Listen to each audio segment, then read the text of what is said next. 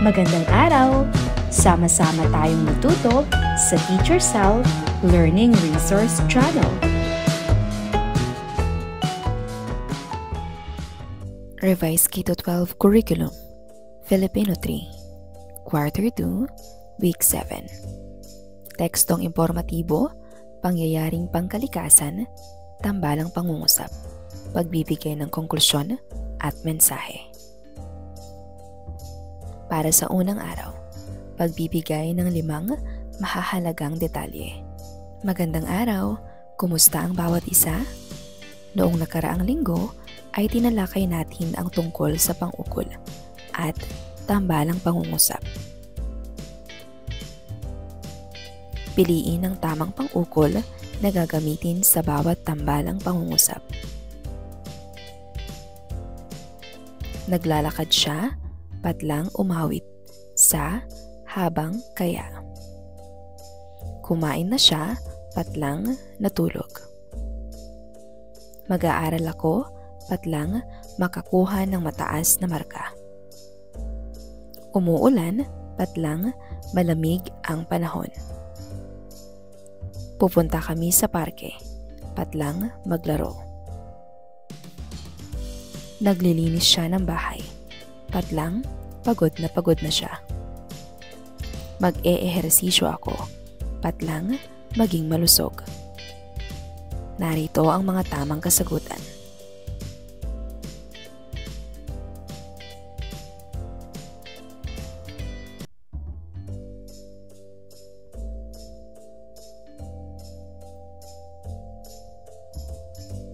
Mahusay! Ngayon naman ay dumako tayo sa bagong aralin. Ilarawan. Suriin ang mga larawan. Ilarawan ito sa pamamagitan ng buong pangungusap. Unang larawan.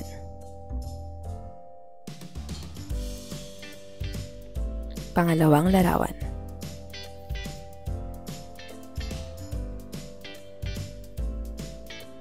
Ano-anong pangyayaring pangkalikasan ang ipinakita ng larawan? Alin sa mga ito ang iyong nasaksihan o naranasan? Ibahagi sa klase. Sa iyong palagay, paano maiiwasan ang ganitong pangyayari? Mahusay, ibig sabihin may magagawa pa tayo. Ngayon naman ay subukin nating kilalanin ang tama at maling kilos para sa kalikasan sa pamamagitan ng sumusunod na gawain. Dapat tama. Iguhit ang masayang mukha kung ang kilos ay wasto at malungkot na mukha kung hindi.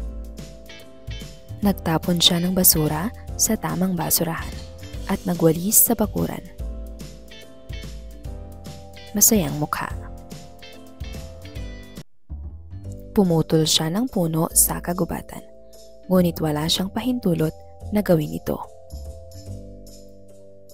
Malungkot na mukha.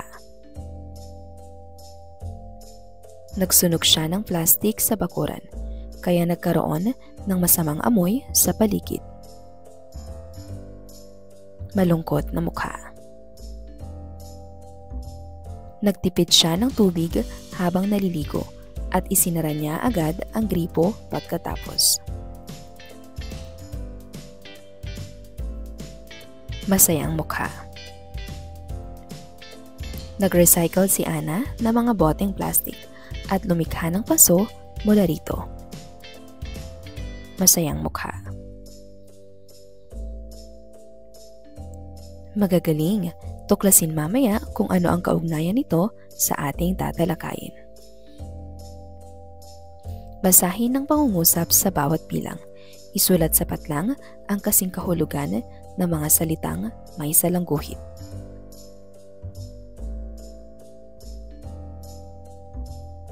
Tuluyan ng sumabog kahapon ang Bulkang Kanlaon sa Negros Island.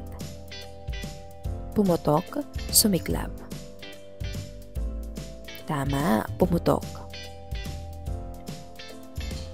Pinayuhan na rin ng ahensya ang mga lokal na pamahalaan na ilikas ang kanilang mga residente. Ialis, manatili. Ang sagot ay ialis.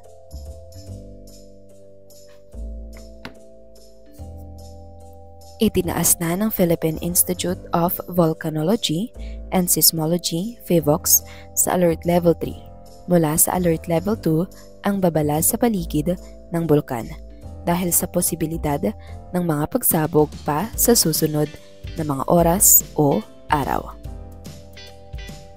Puna, paalala. Paalala. Bulkang Kanlaon sumabog.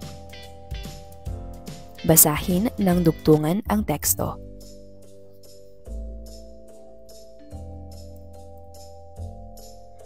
Tuluyan ng sumabog kahapon ang Bulkang Kanlaon sa Negros Island matapos ang ilang buwan ng pag-aalboruto at pagpapakita ng mga senyales ng pagsambulat anumang oras.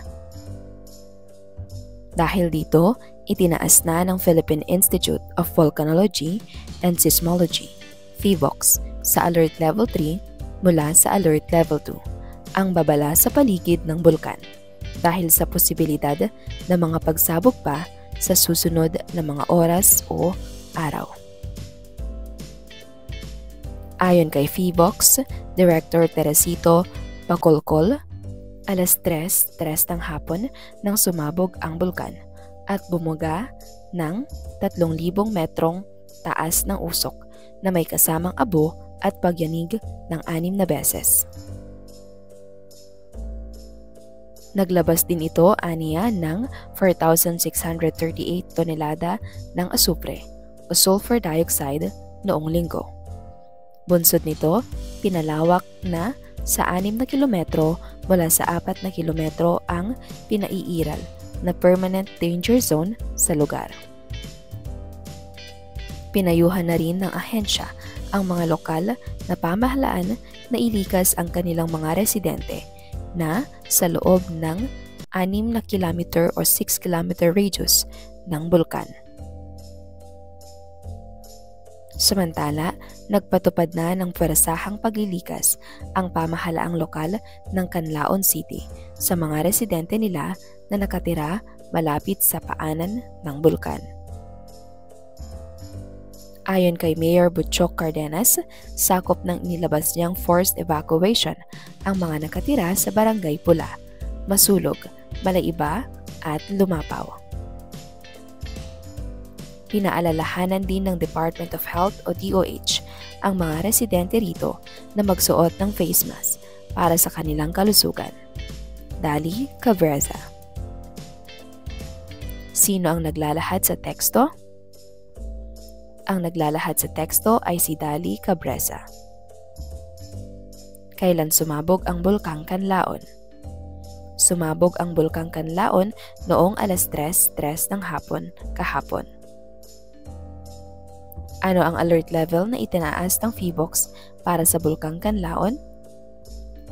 Itinaas ng PHIVOLCS sa Alert Level 3 ang babala para sa Bulkang Kanlaon.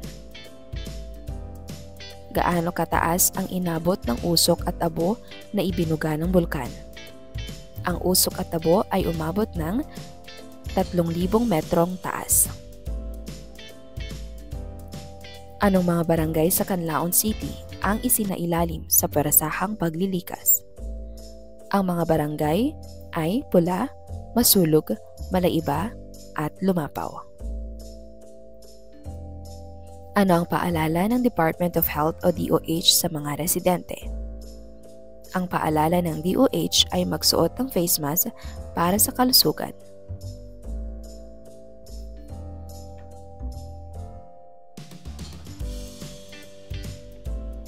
Ang inyong binasang teksto ay isang uri ng tekstong impormatibo na naglalahad ng pangyayaring pangkalikasan. Sa pamamagitan ng mga ganitong uri ng teksto ay nagkakaroon tayo ng kabatiran sa kasalukuyang kalagayan ng ating kapaligiran. Mapapansin din sa teksto ang mga pangungusap na nilagyan ng salungguhit. Maaari mo ba itong basahin ng may katatasan? Ang pangungusap na binasa ay isang halimbawa ng tambalang pangungusap. Tandaan, ang tambalang pangungusap ay binubuo ng dalawang payak na pangungusap o sugnay na nakapag-iisa na pinag-uugnay ng pangatnig tulad ng at, pati, saka, o, ni, maging, habang, pero, ngunit, subalit, datapwat, at iba pa. Tandaan na ang tambalang pangungusap ay dalawang pangungusap na may kanya-kanyang simuno at panaguri na pinagsama sa iisang pangungusap. Payak na pangungusap, sugnay na nakapag-iisa. Nagluto si nanay ng adobo. Payak na pangungusap ikalawa, sugnay na nakapag-iisa. Naghain naman si ate ng kanin. Pangatnig, at. Halimbawa, nagluto si nanay ng adobo at naghain naman si ate ng kanin. Nag-aral si Carlo ng mabuti, ngunit mababa pa rin ang kanyang marka. Payak na pangungusap isa, sugnay na nakapag-iisa. Nag-aaral si Carlo ng mabuti. Sugnay na nakapag-iisa, mababa pa rin ang kanyang marka. Pangatnig ay ngunit.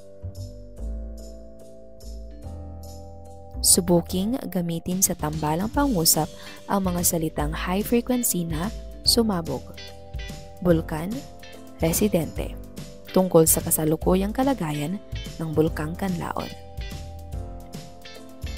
Para sa inyong pangkatang gawain, hatiin ang klase sa 3 grupo. Bawat pangkat ay pipili ng kahon na naglalaman ng larawan na sumasalamin sa pangyayaring pangkalikasan, lindol, baha, sunog sa kagubatan. Sa loob ng 5 minuto, magsaliksik ng mga impormasyon ukol dito at bumuo ng isang maikling tekstong impormatibo na ginamitan ng tambalang pangungusap. Ilahat ito sa klase sa malikhaing paraan at may katatasan. Dahil batid kong may natutuhan ng bawat isa, punan ninyo ang talahanayan sa inyong kwaderno. Alam ko na, punan ng talahanayan.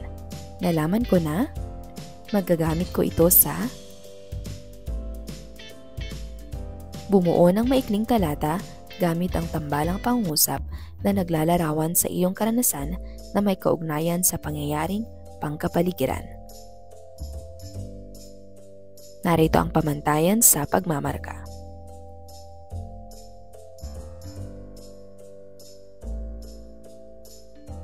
Magsaliksik ng tekstong impormatibo ukol sa pangyayaring pangkapaligiran. Sa langguhitan ng mga tambalang pangungusap at kulayan ang mga salitang high frequency na matatagpuan dito. Idikit ito sa iyong kwaderno.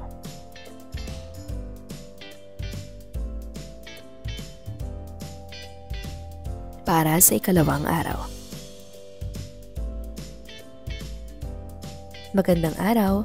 Bago tayo magtungo sa ating aralin, ay balikan muna natin ang paksang tinalakay kahapon sa pamamagitan ng pagsagot sa mga tanong. Ano ang tekstong impormatibo? Paano ito nakatutulong sa paglalahad ng mga pangyayaring pangkalikasan? Ano ang tambalang pangungusap? Magbigay ng isang halimbawa.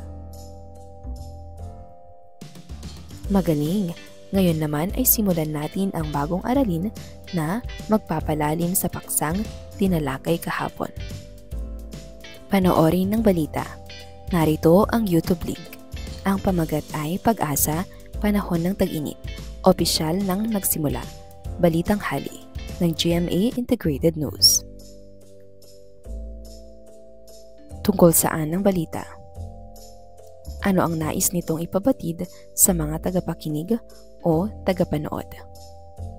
Paano mo paghahandaan ang panahon ng tag-init? Maghanap ng mga larawan na may kaugnayan sa panahon ng tagtuyot.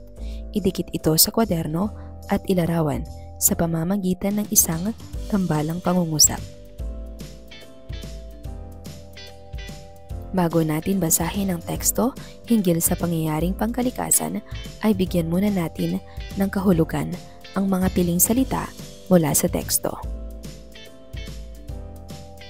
Tukuyin ang kasalungat ng mga salita sa pamamagitan ng pagsasaayos ng mga ginulong letra. Madalas,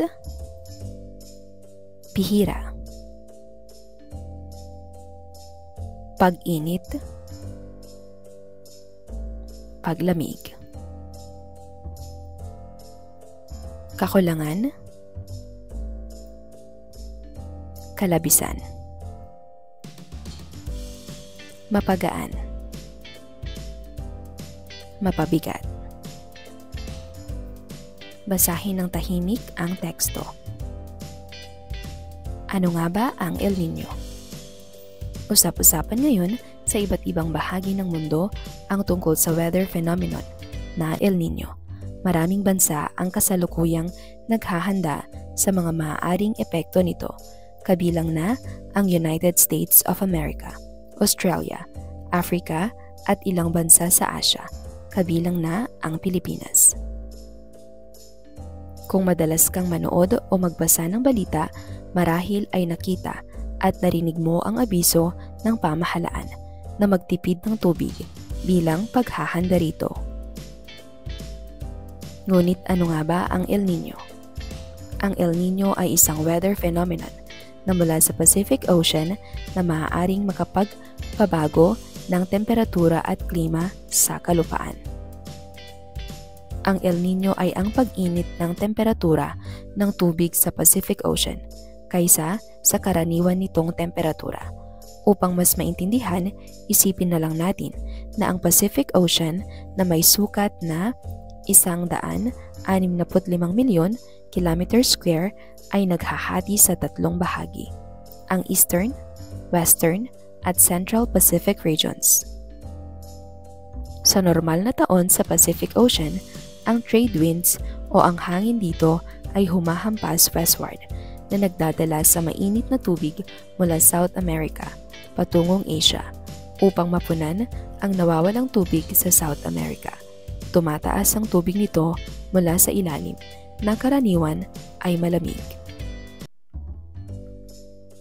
Kaya't normal na matatagpuan ang warm water sa western region ng dagat at malamig na tubig naman ang namamalagi sa eastern. Ngunit sa panahon ng El Niño, humihina o nagbabago ang hampas ng trade winds na nagreresulta sa pagkalat ng mainit na tubig sa central at eastern region. Ang phenomenon na ito ay nangyayari sa loob ng 2 hanggang 7 taon at maaaring magtagal ng 9 na buwan hanggang 2 taon. Ngayong 2023, muli itong nagbabalik at inaasahang magtatagal hanggang taong 2024. Bakit kailangang magtipid ng tubig? Isa sa mga epekto ng El Niño ang pagbaba ng bilang ng pag-ulan sa ilang bahagi ng bansa, kabilang na ang National Capital Region. Ito ay nagreresulta sa kakulangan ng tubig, ulan na napupunta sa mga dam. Ang dam ay isang barrier na umiipon ng tubig ulan na ginagamit bilang potable at irrigation water. Ang nagbibigay ng tubig sa higit kumulang 70% ng residente sa Metro Manila ay ang Angat Dam.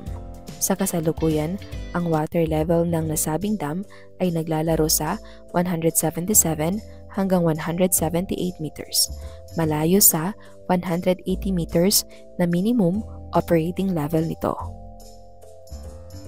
Noong nakaraang linggo, naglabas ang Department of Environment and Natural Resources ng Bulletin No. 1 at 2 na naglalahad ng paunang alituntunin bilang tugon sa epekto ng nasabing weather phenomenon. Ayon sa Bulletin No. 1, ang lahat ng government agencies ay inaatasang magtipid ng tubig sa kani-kaniyang nitong gusali at siguruhing walang water leakage ang mga ito. Ang bulletin number 2 naman ay para sa mga barangay officials at managers ng condominium at hotels upang abisuhan ang mga residente sa kanilang sinasakupan na magtipid din ng tubig. Kamakailan lang bumuo ang pamahalaan ng National El Niño Team upang tugunan ang nasabing climate phenomenon at inaasahang maglalahad ng short, medium at long-term solutions para rito. Ang El Niño ay isang klase lamang ng panahon. Ito ay dumarating at lumilipas din. Ngunit ang kooperasyon ng bawat isa ay lubos na kalugod-lugod para sa kapakanan ng nakararami. Upang makibahagi at mas maunawaan ang mga hakbang ng pamahalaan para mapagaan ang epekto ng El Niño, sundan lamang ang Philippine Information Agency, NCR, Facebook page.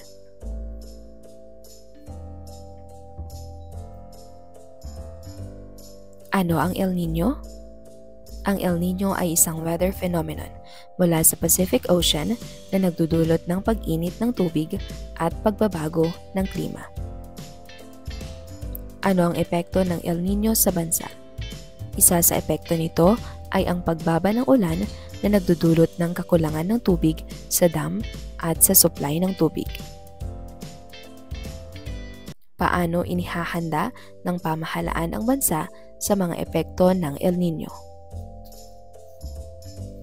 Ang pamahalaan ay naglabas ng mga bulletin na nag-uutos ng pagtitipid sa tubig at bumuo ng National El Niño Team para magbigay ng mga solusyon.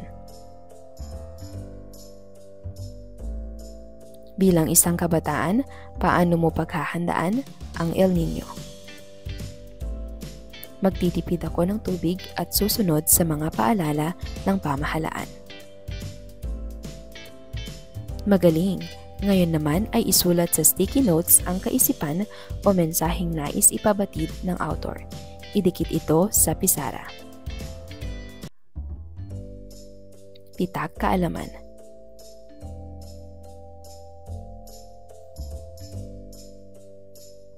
Tandaan, ang tekstong impormatibo na naglalahad ng pangyayaring pangkalikasan ay naglalaman ng mga impormasyon o detalye ukol sa kalagayan ng ating kalikasan. Maaari itong positibo o negatibo. Tandaan din na ang tambalang pangungusap ay dalawang pangungusap na pinagsama. Halimbawa, nagbabala ang pamahalaan tungkol sa El Niño, kaya nagpatupad sila ng mga hakbang upang mapagaan ang epekto nito. Para sa inyong pangkatang gawain, bumuo ng isang infomercial hango sa binasang tekstong impormatibo. Sa langguhitan, ang mga ginamit na tambalang pangungusap. Maghanda sa pagtatanghal. Ilahad ang antas ng pagkatuto gamit ang Fist of Five at ipaliwanag ito sa klase. Bumuo ng maikling talata gamit ang tambalang pangungusap na naglalarawan ng karanasan tungkol sa matinding init ng panahon. Narito ang pamantayan sa pagmamarka. Bumuo ng 5 tambalang pangungusap ukol sa pangyayaring pangkapaligiran.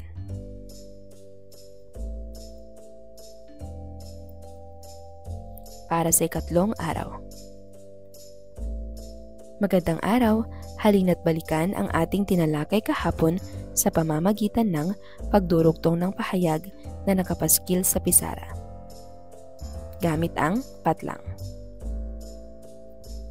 Kahapon ay tinalakay natin ang patlang. Dito ay natutuhan ko na patlang.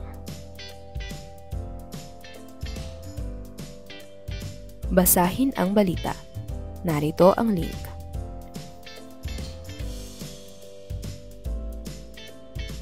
Tungkol saan ang balitang inyong napanood o binasa?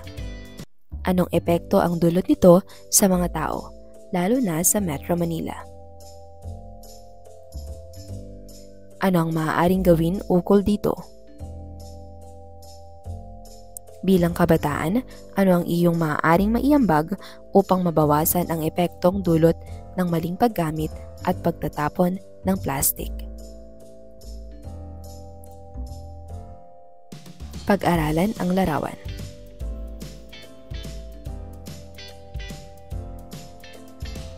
Anong sitwasyon ang ipinahihiwatig ng naturang larawan?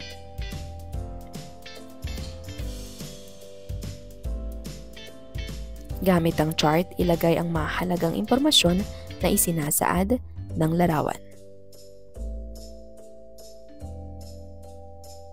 Para mas maunawaan ang babasahing teksto, linangin muna natin ang inyong kakayanan sa pagbibigay ng kahulugan sa ilang salitang halaw sa teksto. Ipaliwanag ang kahulugan ng salitang may salangguhit na nagbibigay ng detalye sa loob ng teksto. Nananatiling problema ang basura sa Pilipinas na patuloy na kumikitil ng buhay sa mas malawak na paraan bilang dagdag na mitsa ng nagbabagong klima. Ang tinatawag na methane gas mismo ang dahilan kaya nagdulot ng sunog ang gumuhong basura sa Payatas.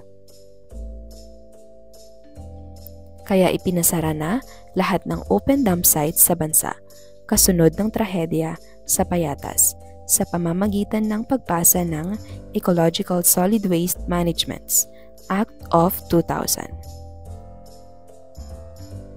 Basahin ng mabuti ang teksto. Basura may ambag sa climate change at nananatiling problema sa Pilipinas. Base sa 24 Oras Climate Change Special Report Series, nananatiling problema ang basura ng Pilipinas na patuloy na kumikitil ng buhay sa mas malawak na paraan bilang dagdag na mitsa ng nagbabagong klima. Ang tinatawag na methane gas mismo ang dahilan kaya nagdulot ng sunog ang gumuhong basura sa Payatas. Kaya rin ipinasara na lahat ng open dump sites sa bansa kasunod ng trahedya sa Payatas sa pamamagitan ng pagpasa ng Ecological Solid Waste Management Act 2000. Lahat ng tambakan ng basura ay dapat tulad na ng engineered sanitary landfill na inoperate ng Metro Clark Waste Management Corporation sa Capas, Tarlac. Doon itinatapon ang karamihan sa basura sa Central at Northern Luzon para hindi mauwi lang sa pagiging methane at para ma-convert sa gas na hindi ganoon delikado. Pero hindi lang pagkakaroon ng mga sanitary landfill ang inuutos ng batas, Ecological Solid Waste Management Act 2000, dahil ang ideya ay mas konti ang iipuning basura. Dapat sa bawat barangay pa lang nababawasan na ang itatapong basura sa pamamagitan ng Materials Recovery Facility o MRF. Pero hanggang ngayon, kulang sa kalahati ng mga barangay sa bansa ang may MRF GMA Integrated News. Ano ang paksang tinutukoy sa special report na ito? Ang paksa ay tungkol sa basura na may ambag sa climate change at nananatiling problema sa Pilipinas. Bakit nananatili pa ring problema ng bansa ang basura? Dahil kulang pa ang mga pasilidad at hindi lahat ng barangay ay may Materials Recovery Facility o MRF. Paano makatutulong ang pagkakaroon ng Materials Recovery Facility o MRF sa lahat ng barangay sa bansa? Makababawas ito sa dami ng basura na itinatapon at makakatulong sa wastong pamamahala ng basura. Bilang kabataan, ano ang iyong magiging reaksyon kung sakali na hindi masolusyonan ang basura sa ating bansa? Ano ang maaari mong maiambag para makabawas sa suliranin na ito? Malulungkot ako kung hindi masolusyonan ang problema sa basura. Maaari akong mag-segregate ng basura, mag-recycle at magtapon ng tama upang makatulong. Ang huhusay ng inyong sagot. Muli, Balikan ninyo ang teksto at kunin ang pangunahing at pantulong na impormasyon. Isulat ito sa inyong kwaderno gamit ang template.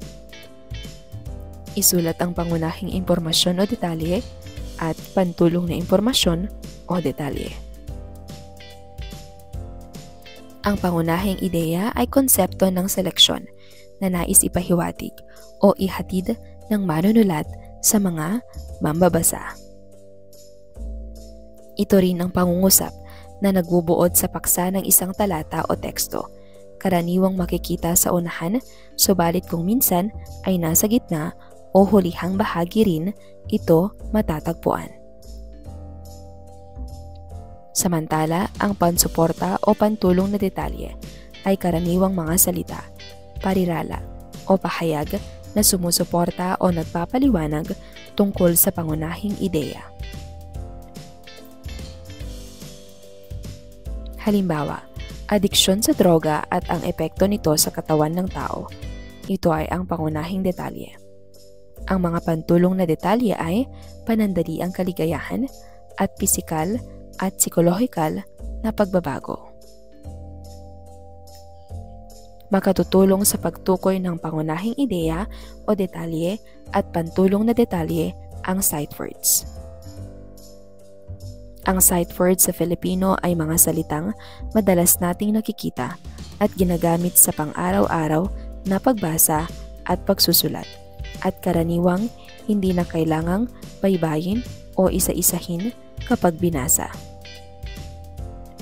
Sa halip, inaasahang makikilala agad ang mga ito sa unang tingin, kaya tinawag na sight word. Narito ang mga halimbawa: sa, ang, at, isang, mga, ito, ay, bilang. Hahatiin ang klase sa 2 pangkat para gawin ang sumusunod na gawain. Tukuyin ang pangunahin at pangsuportang detalye. Basahin ang balita. Inilunsad ng Department of Health o DOH at ng lokal na pamahalaan ng Maynila ang isang libreng bakuna kontra tigdas sa iba't ibang barangay ng lungsod bilang bahagi ng kampanyang Ligtas Tigdas 2025. Ayon sa DOH, layunin nitong mapigilan ang paglaganap ng sakit matapos tumaas ang mga kaso ng tigdas sa mga kabataan. Isinasagawa ang pagbabakuna sa mga health center at mobile vaccination vans simula Abril 25 hanggang Mayo 10. Ayon kay Mayor Maria Reyes, mahalaga ang programang ito upang mapanatili ang kalusugan ng mga mamamayan, lalo na ng mga bata. Ano ang pangunahing ideya ng balita? Inilunsad ng DOH at lokal na pamahalaan ng Maynila ang libreng bakuna kontra tigdas bilang bahagi ng kampanyang Ligtas Tigdas 2025. Magbigay ng 3 pangsuportang detalye.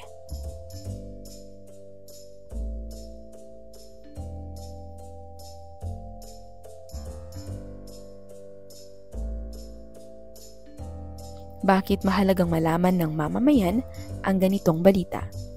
Mahalaga ito upang makapaghanda sila at mapakinabangan ang libreng bakuna para sa kalusugan ng kanilang pamilya.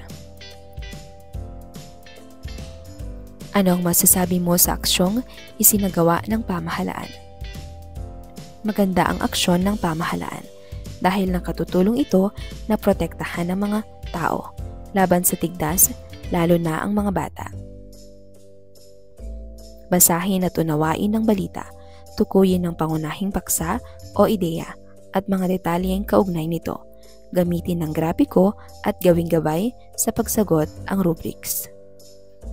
Dapat tutukan ang pagbibigay alam sa pagbabakuna sa mga nagdududa sa mga epekto nitong ngayong pinoproseso ang pagkuha ng coronavirus disease o COVID-19 vaccine ayon sa pinuno ng Food and Drug Administration.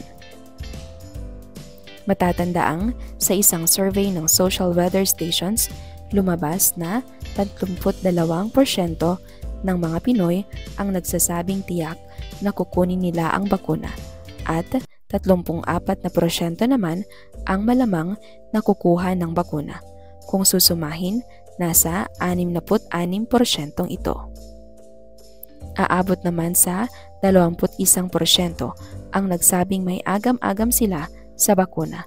Kabilang rito ang 14% na nagsabing may posibilidad na hindi nila kuhanin ang bakuna at 17% naman na nagsabing hindi talaga sila kukuha ng bakuna.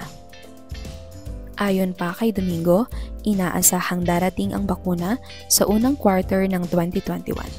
Una nang nabanggit ng gobyerno na target nilang mabakunahan ang mahigit kumulang 60 milyong Pilipino na mahalaga umano para maabot ang herd immunity.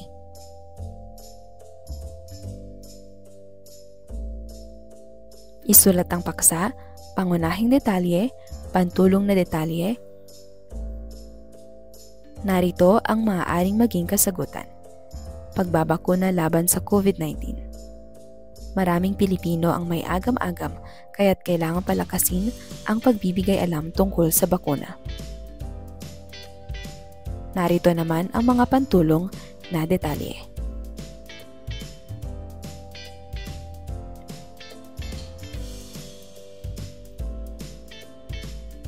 Manood ng isang balita sa TV o sa YouTube.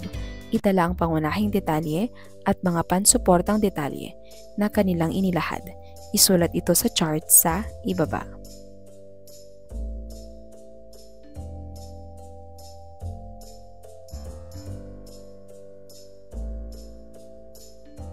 Para sa ika-4 na araw.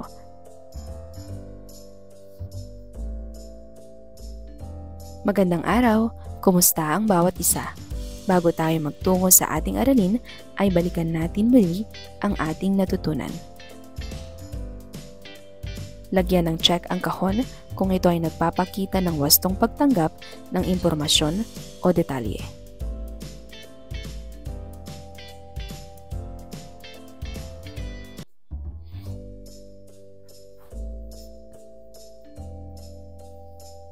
Gamit ang concept map, ibigay ang mga impormasyong iyong nalalaman sa climate change.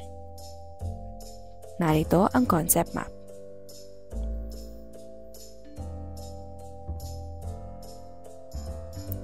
Magaling, tuklasin natin mamaya kung ano ang kaugnayan nito sa ating tatalakayin. Tukuyin ang kasalungat na kahulugan ng salitang may salangguhit sa pangungusap. Gamitin ito sa sariling pangungusap. Bakas pa rin sa Leyte ang pinsalang hatid ng Bagyong Yolanda.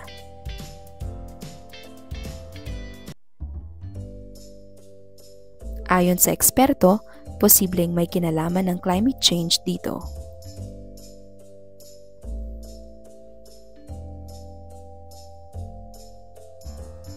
Ang itinuturong mitsa ng climate change ay ang labis na greenhouse gases.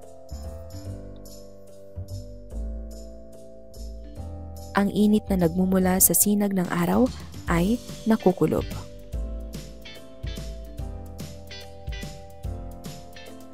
Ating basahin, climate change posibleng may kinalaman sa pagdalas ng mas malakas at mabagsik na bagyo. Halos isang dekada na ang lumipas, pero bakas pa rin sa Leyte ang pinsala ng super bagyong Yolanda.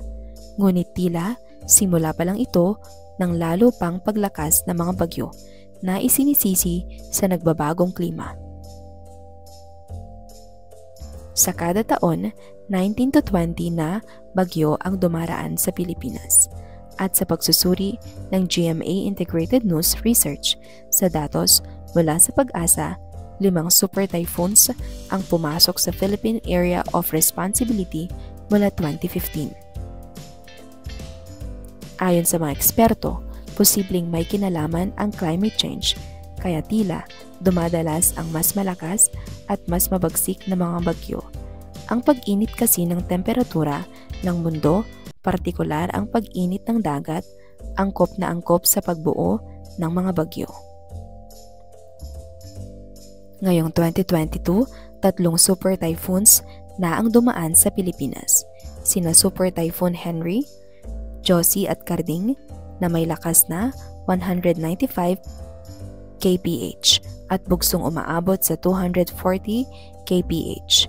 Ang kapansin-pansin kay Carding ay habang papalapit ito sa lupa, doon ito biglang lumakas at naging super typhoon.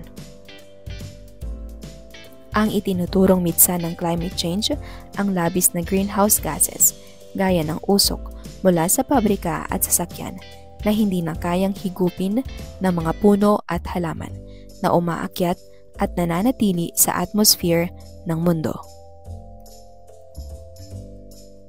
Habang kumakapal ito, ang init na nagmumula sa sinag ng araw ay nakukulob, kaya ang temperatura ng mundo paunti-unting tumataas kada taon. Ano ang paksa ng balita? Ano ang layunin ng balitang ito? Ano ang iyong opinyon o pananaw tungkol sa balita? Anong paalala, mensahe o panawagan ang iyong maibabahagi mula sa balita? Mahalaga na malaman nyo ang kahalagahan ng pagbibigay ng konklusyon at mensahe sa isang teksto o balita. Ang konklusyon ay naglalaman ng buod o kabuoang pananaw tungkol sa pinag-usapan o nabasang teksto o balita. Layunin nitong pag-ugnayin ang mahalagang punto ng balita upang maipakita ang kabuoang epekto o kahalagahan nito.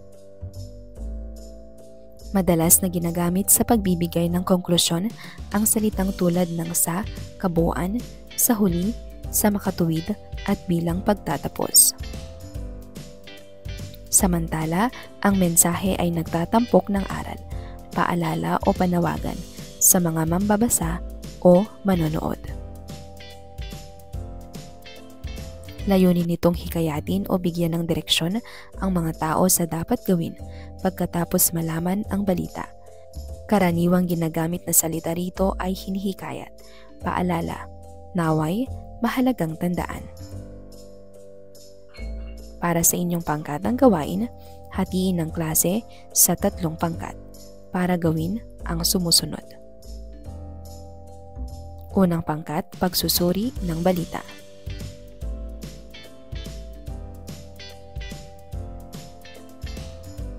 Ikalawang pangkat, pagsasalaysay ng balita sa paraang pasalita.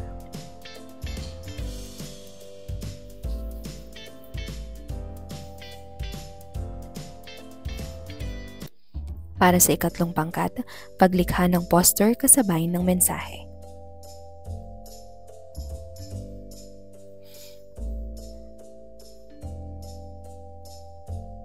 At para mas makita natin ang antas ng inyong pagkatuto sa pamamagitan ng pagbuo ng pahayag. Natutuwa ako dahil patlang.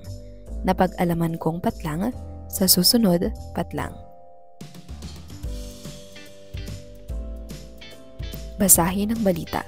Gamitin ang template sa ibaba upang makabuo ng konklusyon at mensahe. Isulat ng maayos at buong pangungusap ang iyong sagot. Ang araw-araw na nakalalasong usok ng kagagawan ng 3.2 milyong sasakyan, libo-libong power plants at pangkalakalang pabrika sa loob at labas ng Metro Manila ang siyang sumisira sa buhay ng mga mamamayan, partikular na sa mga paslit na bata. Nabatid sa isang pahayag na lubhang nakagagambala na ang epekto ng air pollution sa mga mamamayan ng Metro Manila. 16 katao ang iniulat na namamatay araw-araw sanhi ng nakalalasong usok. Tukuyin ang pangunahing impormasyon. Tukuyin ang layunin ng balita. Gumawa ng maikling buod. Bumuo ng konklusyon. Ilahad ang mensahe.